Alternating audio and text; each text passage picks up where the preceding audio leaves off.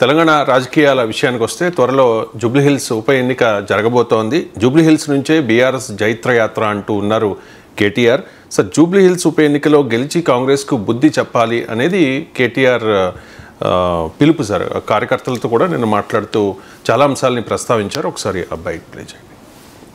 పేరు చెప్పి భయపెట్టుకుంటే బిల్డర్ల దగ్గర పైసలు గుద్దులే గుద్దు. ఏ బిల్డర్ యాడ దొరుకుతాడా, ఏ నీ ఇల్లు కూడా కొడతాం, నీ బిల్డింగ్ కూడా కొడతాం అని బెదిరించుడు, పైసలు గుద్దుడు, అడ్డమైన పైసలు సంపాదించుడు.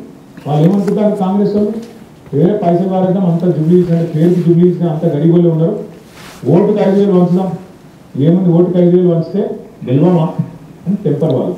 ఎందుకంటే అవతలు తక్కువ లేని కాదు, వాళ్ళ సర్వశక్తులు ఉంటారు, అధికారంలో ఉన్నారు, అడ్డగోలు పైసలు ఉన్నాయి, బెదిరిస్తారు.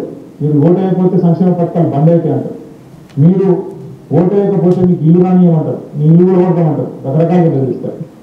మాట్లాడాలి, చేసేది చేయాలి. ఎందుకంటే ఆ లోపల పోయిన ఓటు వస్తే ఎవరికి తెలియదు, బ్రహ్మదేవునికి తెలియదు.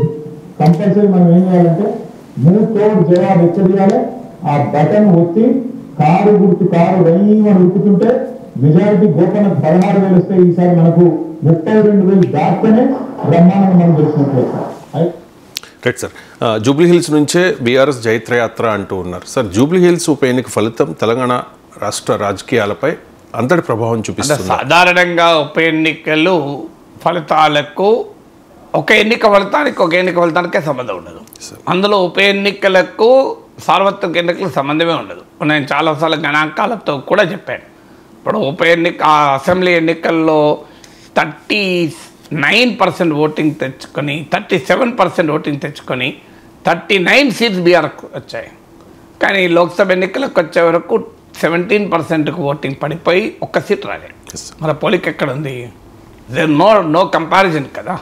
కంట్రీ డిలైట్ బఫేలో మిల్క్ స్టార్ట్ చేసాము. ఫస్ట్ పిల్లలకి ఇచ్చినప్పుడు కానీ, మేము పెరుగు తిన్నప్పుడు కానీ, మేము చిన్నప్పుడు తిన్న ఓల్డెన్ డేస్ గుర్తొచ్చాయి మాకు. మీగడ కూడా పాలు కాచాక మీగడ బాగా రావడం, అప్పుడు మా చిన్ననాటి రోజులు గుర్తొచ్చాయి అన్నమాట. తర్వాత మీకు హుజూర్ నగర్ ఉప ఎన్నికల Congress party sitting seat Uttam Kumar Reddy పార్లమెంట్కి గెలిస్తే ఖాళీ చేసిన సీటు కాంగ్రెస్ ఓడిపోయి బీఆర్ఎస్ గెలిచింది. నాగార్జున సాగర్లో బీఆర్ఎస్ నోముల నరసింహయ్య చనిపోతే ఖాళీ అయిన సీటు. సో అక్కడ జానారెడ్డి ఓడిపోయాడు, అంత వెటరన్. జిహెచ్ఎంసీలో రేవంత్ రెడ్డి ఎంపీ మల్కాజ్గిరి నుంచి, కానీ అక్కడ 2 సీట్లే వచ్చాయి. హుజూరాబాద్లో 3,000 వచ్చాయి ఓట్లు కాంగ్రెస్ పార్టీకి. దుబ్బాకలో 3rd ప్లేస్. ఇవన్నీ మనం కళ్ళ ముందు చూసినాం కదా. తర్వాత అసెంబ్లీ ఎన్నికల కాంగ్రెస్ పార్టీ అధికారంలోకి వచ్చింది. నంద్యాల ఉప ఎన్నికలో తెలుగుదేశం 20,000 మేరతో గెలిచింది 2019 ముందు. ఎలక్షన్ 2019కి వచ్చేవరకు ఓడిపోయారు కదా. సో అందువల్ల ఎప్పుడు కూడా ఒక ఎన్నిక మరో ఎన్నికకి ఇండికేటర్ కాదు మన దేశంలో. ఆ ప్రతి ఎన్నిక అక్కడున్న కాంటెక్స్ట్ని బట్టి జరుగుతూ ఉంటుంది, సందర్భాన్ని బట్టి. అందులో ఉప ఎన్నిక ఎప్పుడు కాంటెక్స్ట్ కాదు. కానీ పొలిటికల్ సిగ్నిఫికెన్స్ ఎందుకు వస్తుంది అంటే, ఇది అనేక అంశాలని టెస్ట్ చేస్తుంది. జూబ్లీహిల్స్ ఒకటి టెస్ట్ చేసేదంటే బీఆర్ఎస్ నుంచి 10 మంది ఎమ్మెల్యేలు కాంగ్రెస్కు మారాడు. దీన్ని ప్రజలు అంగీకరిస్తారా అనేది ఒక ఫస్ట్ టెస్ట్. ఇప్పుడు జూబ్లీహిల్స్లో ఉప ఎన్నికతో ఒక రకంగా ఫిరాయింపులతో కాంగ్రెస్ పార్టీ హైదరాబాద్లో బలపడగలదా? ఎందుకంటే అసెంబ్లీ ఎన్నికల సమయంలో ఆ హైదరాబాద్ ఒక రకంగా తీర్పు చెప్తే తెలంగాణ ఇంకో రకంగా తీర్పు చెప్పింది. సో అందువల్ల ఇంకా హైదరాబాద్లో బీఆర్ఎస్ బలంగా ఉందా ఈ క్వశ్చన్. రెండవది, కాంగ్రెస్ పార్టీ హైదరాబాదులో బలాన్ని పుంజుకుందా? సో ఫిరాయింపుల్ని ప్రజలు అంగీకరిస్తారా రేపు? ఎందుకంటే ఒక్క జూబ్లీహిల్స్తోనే పోదు కదా, రేపు మరిన్ని ఉప ఎన్నికలు వచ్చే అవకాశం ఉంటుంది, కారణాలు వేరైనా. సో అక్కడ మరిన్ని ఉప ఎన్నికలు వచ్చే అవకాశాన్ని కొట్టిపారేయలేము సుప్రీంకోర్టులో జరుగుతున్న కేసు రీత్యా చూస్తే.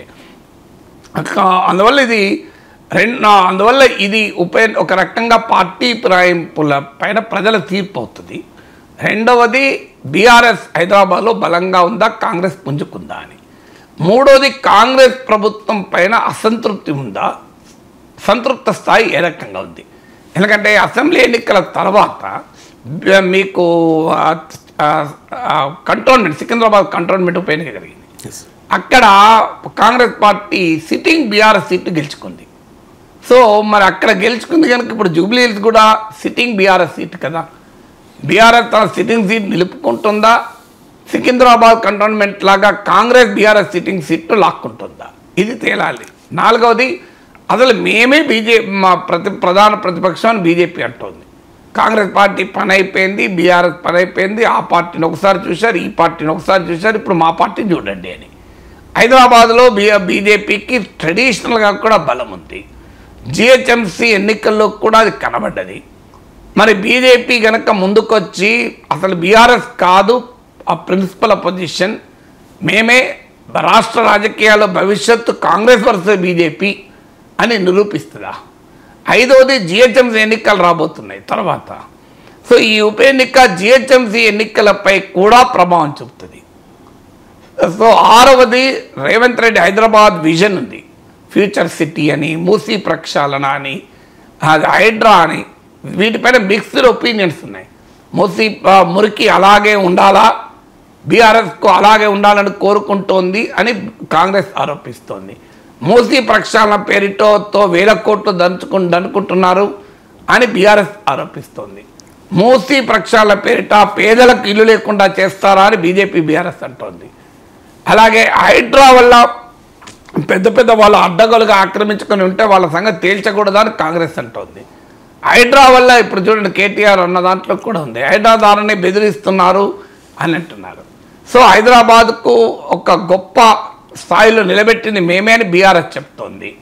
కాదు, హైదరాబాదులో రేవంత్ రెడ్డి కొత్త విజన్తో, ఫ్యూచర్ సిటీతో హైదరాబాద్ మరింత గోదావరి నదీ జలాలు హైదరాబాద్ తీసుకురావడము, future city, regional ring road, Hyderabad నుంచి కొత్తగా అమరావతికి డైరెక్ట్ గ్రీన్ఫీల్డ్ హైవే, అందువల్ల హైదరాబాదుకు మూసీ నదిని కంప్లీట్గా పరవలు దక్కిస్తాం.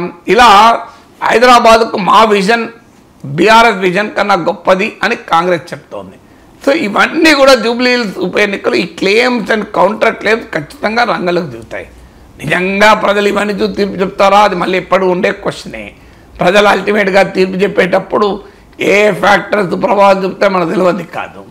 కానీ ఇవన్నీ పొలిటికల్ డొమైన్లో, పబ్లిక్ డొమైన్లో ప్రజలు ఈ అంశాల ఆధారంగానే తీర్పు చెప్తారు. హైడ్రా ఆధారంగా, ఫ్యూచర్ సిటీ ఆధారంగా, మూసీ ఆధారంగా వీటిపైన తీర్పులు చెప్తారా అనే క్వశ్చన్ ఎప్పుడైనా ఉంటుంది. కానీ పొలిటికల్ డొమైన్లోనైతే ఈ ఎన్నిక జరుగుతున్న సమయంలో ఫలితం వచ్చాక ఈ కంటెస్టేషన్ అయితే ఖచ్చితంగా ఉంటుంది. అందువల్ల జూబ్లీ హిల్స్ ఉప ఎన్నిక బికమ్స్ వెరీ వెరీ ఇంట్రెస్టింగ్. ఎందుకంటే అక్కడ BRS sitting seat, Congress party హైదరాబాద్లో గెలవలేదు, బీజేపీకి తెలంగాణ రాష్ట్రంలో ఉన్న బలం ప్రధానంగా హైదరాబాద్లో, అందువల్ల ఆ బీజేపీకి హైదరాబాదులో ఒక పరీక్షా సమయం కూడా ఇది. సో మీకు రాజాసింగ్ లాంటి హైదరాబాద్ నాయకులు పార్టీ దూరం చేసుకుంది, లేదా ఆయన పార్టీకి దూరం అయ్యారు. సో ఇలాంటి డైమెన్షన్స్ అన్నీ ఉన్నాయి కనుక మీరు కాంగ్రెస్లోకి ఫిరాయించిన బీఆర్ఎస్ ఎమ్మెల్యేలు కూడా ఎక్కువ మంది హైదరాబాద్లో వాళ్ళే. సో ఇలాంటి అనేక ఫ్యాక్టర్స్ ఉండడం వల్ల జూబ్లీ హిల్స్ ఉప ఎన్నిక ఖచ్చితంగా it has become very very interesting contest. Yes.